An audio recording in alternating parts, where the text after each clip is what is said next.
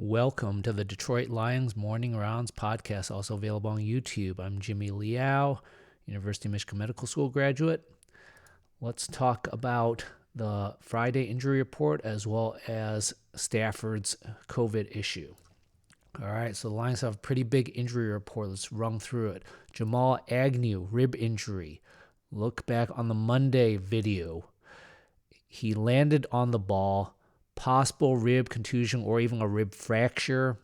He's out for the game. A fracture can take 8 weeks to heal. However, football players usually come back earlier. They wear a jacket, something to protect their ribs.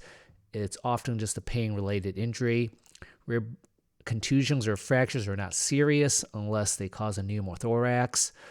So Jamal Agnew may be back in the next week or two, depending on pain tolerance. Kenny Golladay, also reviewed on the Monday video, likely left hip flexor. Julio Jones in 2017 returned in 2 weeks with a mild hip flexor strain. I would expect best case scenario is he's back next week against Washington, although there's a chance it could take another week or two after that. Tracy Walker listed with a foot injury, no practice all week. He's out for the game. I reviewed the tape of the game. He played until the last series, final snaps. I did not see any injury. He did not look like he was hobbling. He looked fine, so not sure what's going on with his foot. Joe Dahl listed with a back injury, LP on Wednesday, but NP Thursday and Friday. He's questionable. He played until the final offensive snap. Also, he looked fine. Doesn't look like anything serious there. I think there's a chance he could play, although 2 straight no practices is concerning. Not sure what's going on with Christian Jones. Darryl Roberts had an injury coming into last week, although reviewing the tape, he seemed fine. I suspect he's probably fine again for this week, although they might inactivate him, given that Desmond Trufant is back. Justin Coleman, who came back last week, did not re-aggravate his hamstring, so that was really good news. Cross our fingers again for another week because hamstring strains can get re-aggravated pretty easily, but good to see that he's not on the injury report this week. Now, Vaitai had a foot injury. He looked really bad. He looked like he was struggling a lot during the game. He's clearly a tough guy and tried to play through it, but that might not have been a great idea last week because he did not play well, and his foot was clearly hurting him through much of the third quarter, and he finally took him out in the fourth quarter. I'm actually surprised he got in a full practice on Friday, given how bad he looked last game. He's listed as questionable, but I would be careful with him. If, based on how he looked last week, the Lions might want to give him another week of rest just to make sure he's fully healthy. I remember he had a foot injury in training camp that caused him to miss the first 2 weeks of the season as well. Given that Crosby is healthy, Lions might want to put Crosby at right tackle and give Vaitai another week.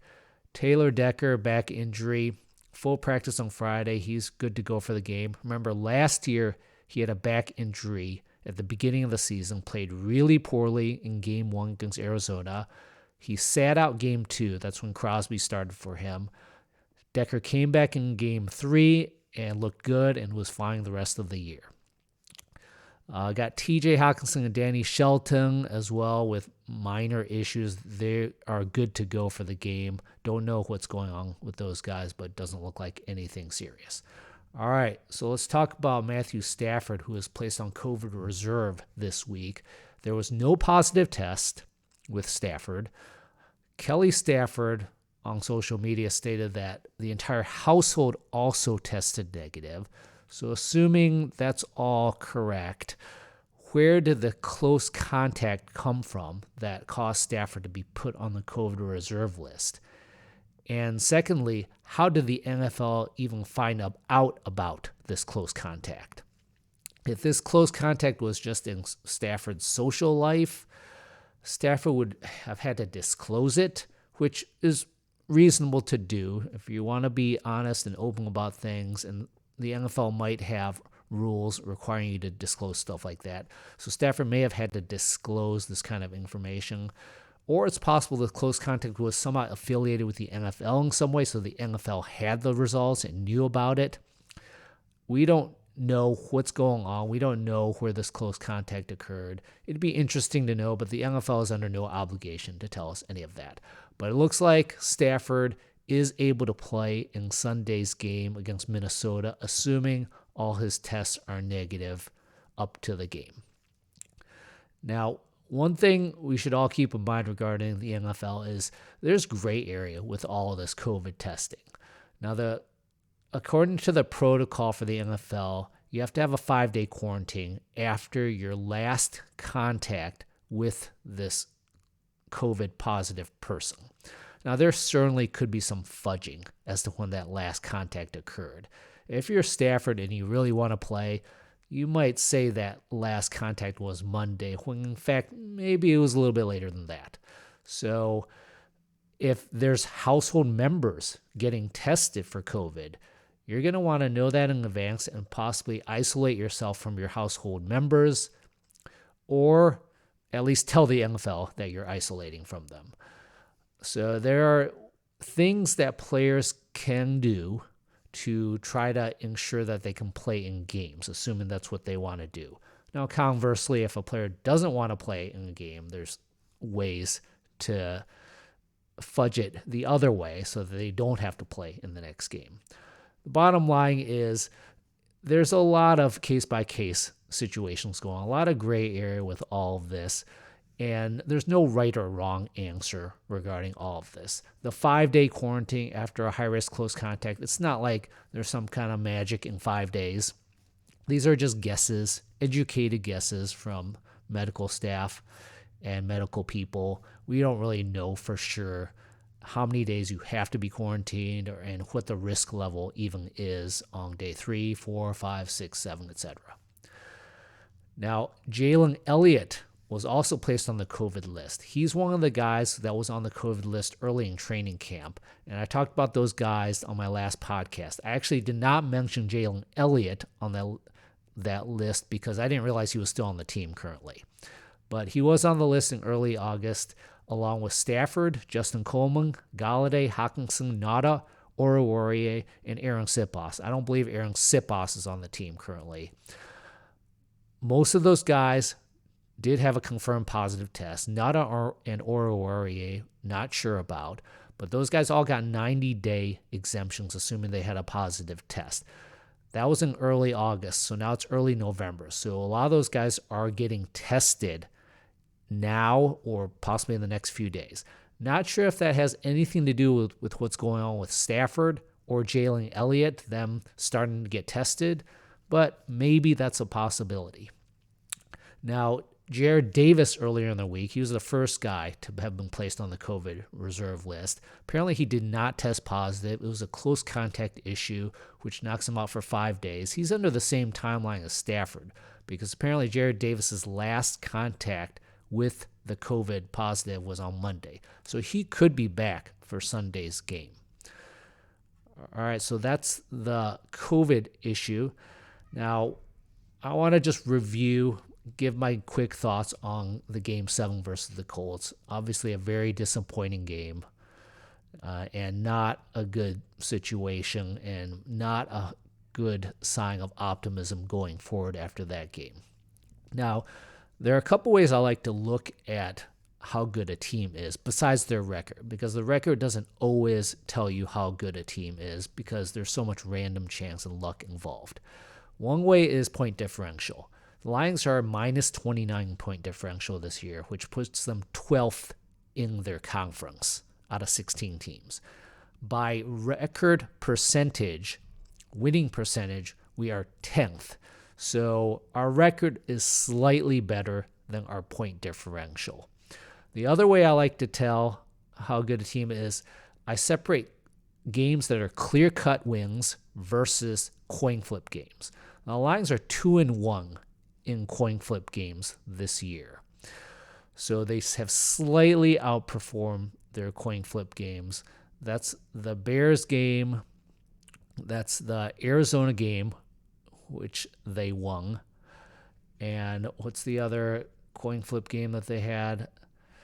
the Falcons game, obviously, that they just barely won at the end. Now, as far as clear-cut games where one team dominated the other, they're 1-3. The only win is Jacksonville. They were dominated against the Colts, the Packers, and the Saints.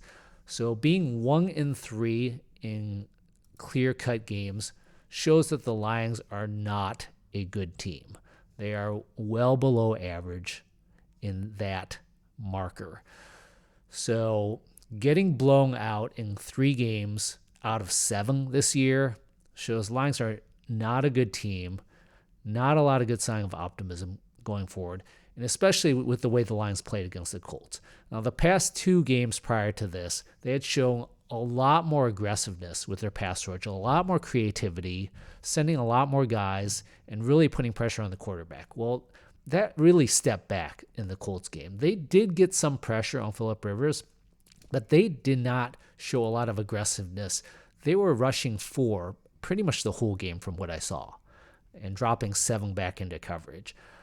That wasn't enough to get enough pressure on Rivers to cause him to force turnovers and force bad mistakes. Rivers is a guy who will throw up balls and throw up interceptions, and he was nowhere close to doing that this week. And dropping 7 wasn't helping the coverage much anyway. Guys were still running free. Guys were wide open in a lot of the zones. And maybe the worst play of the game was in the very first series of the Colts, where they had a simple, short crossing route go for 24 yards. That's one of the main problems with the defense all year, is giving up massive, easy yardage on these short crossing routes that I could throw, that you could throw. Anybody could throw a pass 10 yards down the field, and the receiver just is wide open. No one's even close to him because his defender's getting picked off, and just runs free for 20-some yards.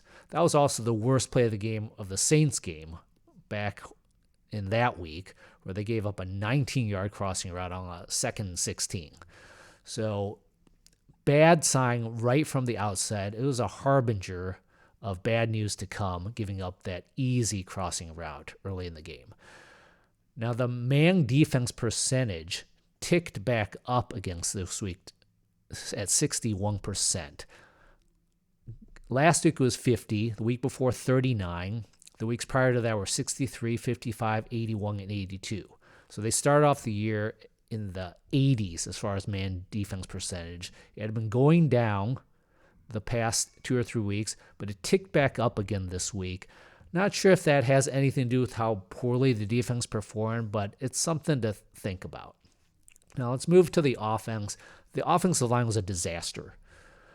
The Colts rushed 4 and got tons of pressure on Stafford. Stafford had a very poor game. A lot of that was due to the offensive line just giving up a lot of pressure and quick pressures with only rushing 4. Now, I wonder how much of that was due to Halapuli Vaitai being hurt. He looked like he was struggling most of the game with his foot, and that may have been a big issue with this. Joe Dahl may be slightly struggling as well. He was listed on the injury report this week, so he might not be at full strength either. So that right side of the line possibly being hurt may have led to this. I would strongly suggest playing Tyrell Crosby instead of Vaitai this week. Give Vaitai a chance to get healthy. Joe Dahl is also on the injury report along with Vaitai, so maybe whoever's healthier there plays right guard for us. Now, another thing I like to talk about in the offense is Adrian Peterson. A lot of us have been clamoring for him to get fewer carries. His yards per carry this week was down to 2.6, lowest of the year. Previous week, 2.7, 3.3, 3.4, 5.9. First week of the year, 6.6. So he's been on a downward trend all year. I don't feel like he has actually run worse.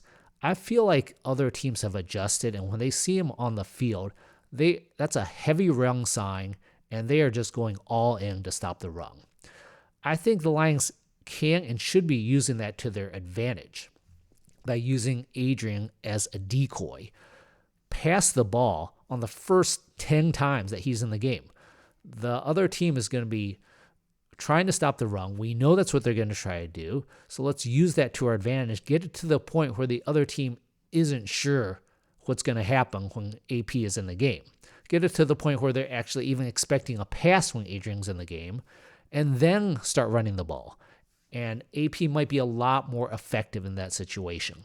So it might not be Peterson's fault that his yards per carry is going down and he's not looking effective. It might be the scheme's fault, the strategy of run-pass ratio. It might be the fault of that rather than Peterson. All right, so hopefully Lions can improve on those couple issues going to the Vikings game, specifically more blitzes, more pressure, more guys at the line, 6-7 guys at the line rushing from random positions, more safety blitzes, linebacker blitzes like we had seen earlier in the year. And secondly, on offense, if you're going to play Peterson, use him as a decoy, do a lot more passes on first down, a lot more passes when Peterson's in the game, and definitely see more of DeAndre Swift as well. All right, find me on the YouTube channel, leave comments there, or Twitter at JimmyLealMD. Thanks.